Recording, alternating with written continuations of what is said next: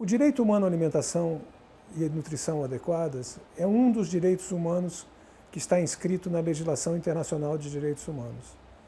Essa legislação não foi dada para os seres humanos, ela foi conquistada duramente pela luta durante centenas de anos. Os direitos humanos são o resultado da luta contra a opressão, contra a discriminação, contra os abusos de poder dos poderosos. Estão inscritos na legislação internacional de maneira indelével e são indivisíveis, universais. Garantir o direito humano à alimentação e nutrição de uma pessoa significa muito mais do que garantir meramente que a pessoa coma e encha a barriga. O direito humano à alimentação é muito mais do que isso. Ele inclui, por exemplo, a qualidade da alimentação, o direito a ter um alimento sem agroquímicos, sem contaminação, um alimento variado, diversificado, colorido, que tenha todos os nutrientes necessários para uma saúde e para um bom trabalho e para você poder crescer. Por exemplo, a criança precisa se desenvolver e saber e aprender na escola, por exemplo. E para aprender, ela precisa de uma alimentação adequada. Além de tudo isso, o direito humano à alimentação adequada significa que a população tem o direito de participar da decisão da maneira que a alimentação é produzida, por quem é produzida, onde é produzida e de que maneira que ela é distribuída de maneira adequada para todos os cidadãos. As mulheres têm o direito a ter sua identidade como mulher garantida, porque se a mulher não consegue definir a sua autonomia, a sua autodeterminação, ela não tem condições, por exemplo, de se alimentar bem. Alimentando-se bem, a mulher pode, eventualmente, se quer ter um filho, ter uma gravidez adequada e garantir a nutrição do seu filho ou da sua filha. Finalmente, é fundamental entender que a alimentação não termina com o ato de comer. A alimentação termina com a transformação do alimento em ser humano, ou seja, em saúde, em capacidade de trabalho, em capacidade de aprender, em capacidade de participar da sociedade em que a gente vive. Os direitos humanos a garantia dos direitos humanos é uma obrigação dos Estados. O que é o Estado, na realidade? O Estado é a sociedade organizada de maneira coletiva para garantir condições de vida para todos os seres humanos que vivem no território. E como parte das obrigações do Estado está a garantia de condições para que as pessoas possam ou produzir o seu alimento através do acesso à terra, através do acesso às sementes, à água e tudo mais, ou através do acesso a empregos e salários adequados, ou mesmo em situações extremas, onde as pessoas não têm condições de se alimentar adequadamente porque são enfermas ou estão institucionalizadas, que o Estado proveja de maneira adequada a alimentação para essas pessoas.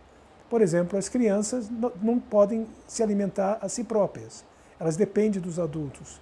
E, por outro lado, o Estado precisa garantir às famílias as condições de garantir a seus filhos os alimentos. Então, a questão dos direitos humanos é central na qualidade de vida da população, especialmente na qualidade de vida das pessoas que estão mais dependentes dos outros.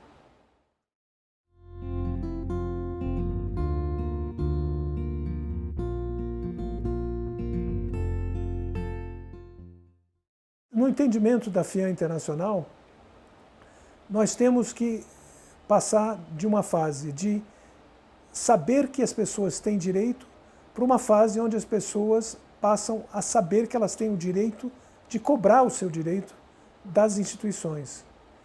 Por exemplo, se o Estado, por alguma razão, toma a decisão de expropriar a terra de alguém, desalojar, despejar uma população que vive nessa terra há mais de 200 anos, como, por exemplo, os indígenas, os quilombolas ou mesmo famílias rurais, para algum tipo de projeto que não foi discutido com a comunidade, a população tem o direito de reclamar contra isso e exigir reparações, seja que a terra seja devolvida ou mesmo que haja uma reposição de terra em outro local adequado, onde elas possam cumprir a sua tarefa de se alimentar, por exemplo. A mesma coisa acontece quando as pessoas trabalhando e, por alguma razão, há uma medida governamental que elimina os trabalhos dessas pessoas. Elas têm o direito de cobrar do governo que hajam mecanismos para que ela possa se alimentar enquanto ela procura um novo emprego. Então, todos esses mecanismos são mecanismos que são acordados e as pessoas têm que saber que têm o direito de cobrar. Por outro lado, para que os direitos possam existir, existe a necessidade do Estado ter condições de ouvir as reclamações da população e de agir. Então, caso haja um despejo, tem que haver mecanismos, através da Defensoria Pública, através do Ministério Público, deles poderem agir junto ao Executivo, junto ao Legislativo, para que as pessoas possam ser reparadas, possam ter seus direitos garantidos. Finalmente, caso o governo brasileiro não dê conta de dar uma resposta afirmativa para essas pessoas, as pessoas têm o direito de cobrar internacionalmente esse direito, levando à Corte Interamericana ou à Comissão de Direitos Humanos Interamericana em Washington, cobrando dela que cobre do governo brasileiro uma decisão favorável.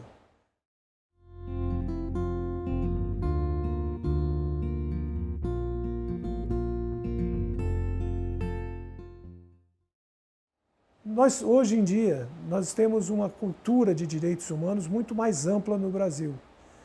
Mas o que a gente precisa entender é que os direitos também evoluem. Então, dentro da perspectiva mais moderna, a garantia do direito humano passa também por outras dimensões que normalmente no passado não eram discutidas. E eu diria que tem 3 grandes dimensões que são fundamentais para a gente entender. A primeira é a questão da soberania, ou seja, quem tem a soberania sobre a produção e a distribuição de alimentos num país democrático. Na realidade, o povo é que define os limites e as autoridades do governo.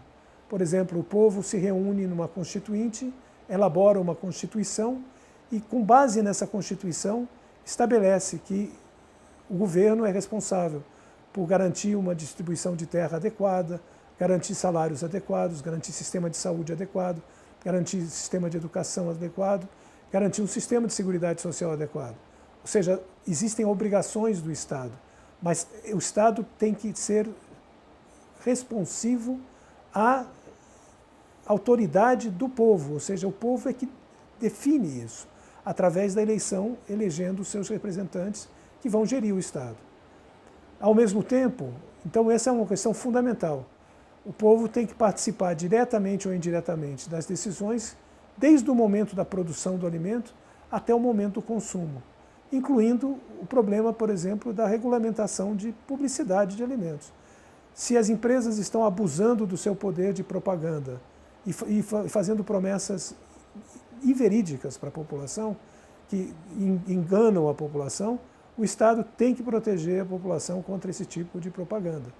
Por exemplo, se há uma propaganda que diz que um alimento é melhor do que o outro para as crianças porque tem uma figurinha dentro, ou tem um brinquedinho dentro do produto, isso é uma propaganda enganosa e, portanto, deve ser combatida e o Estado deve limitar o direito dessas empresas de fazerem propagandas enganosas.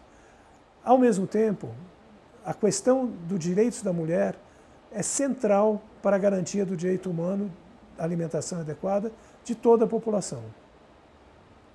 Porque se a mulher não recebe seus direitos desde o nascimento, ela é tratada de maneira discriminatória em relação aos homens, por exemplo.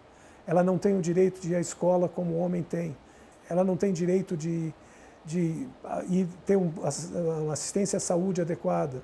Ela não tem direito de decidir sobre o seu corpo, quando ela vai casar, quando ela vai ter um filho, por exemplo.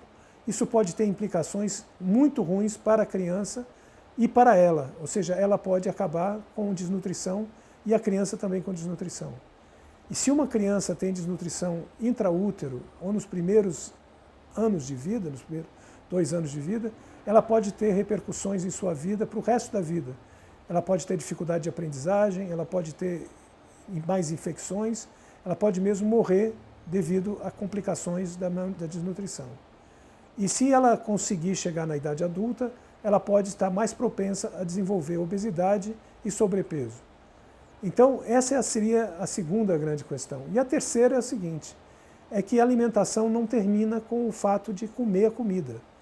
Ela termina no momento em que a gente digere os alimentos, aproveita todos os nutrientes e transforma a alimentação em proteção contra infecções, em capacidade de aprender, em capacidade de trabalhar, em capacidade de ser ativo, em capacidade de participar da sociedade da qual nós somos parte.